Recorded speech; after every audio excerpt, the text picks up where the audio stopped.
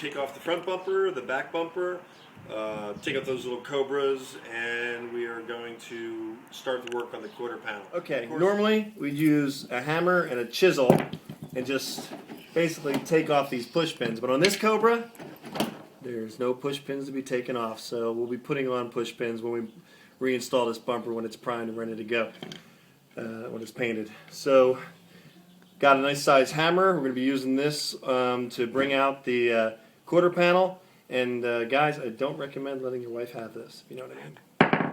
Okay, now we're taking off the bumper. So right around here, we've taken the 2 screws that we told you about that are in the back. And that comes right off like so. See how the whole fender is loose? We took these 2 screws out and these 2 bolts out. Zoom in here, Rick. So you can see these 2 bolts. These secure the fender on here. And oftentimes, if you've got a Mustang that's got this separated, this bracket in here is bent. And you can get this bumper off and fix this bracket to get that to get nice and snug. We're going to come around here, Rick. This has got a tab right here that slides in. And the whole bumper is going to be moving in and out, but it's against this tab. We just got to pop this off here, right here. Push pin, again, in the push pins. Here and here, that's the top.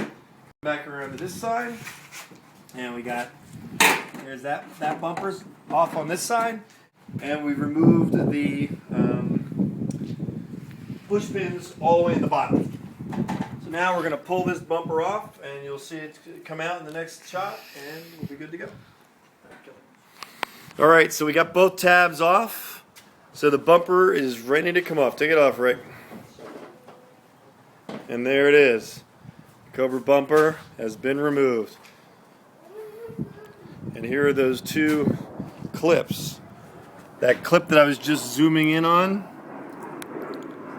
this is the little notch right here that you got to get past. And here is the 3 push pins on the bottom. There's the 2 bolts, the bolt nuts that hold on the inside fender.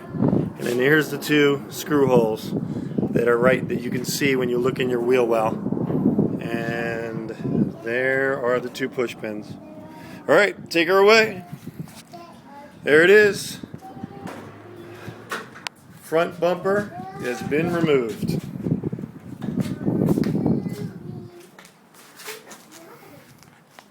Okay, here's the panel right here. This is about 3 metal clips that push down on top of the sheet metal in here. So you want to get underneath here with a screwdriver and start to bring it up very gingerly and get this piece off. You need to remove this rail to pull this interior body panel off. So be very careful, as you don't want to crack it. So here it comes.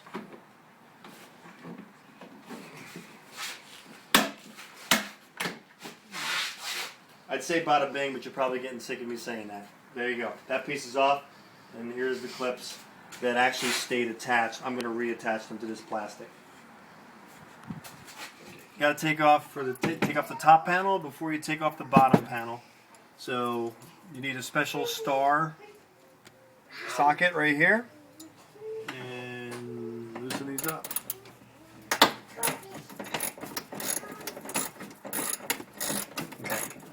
Then take off the screw.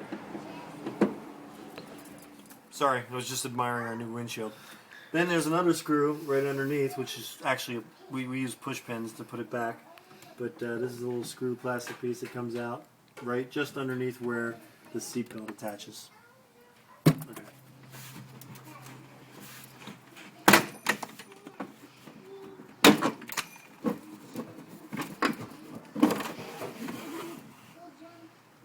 Pulling out this bottom panel, now that we've removed the top, there's a push pin right here.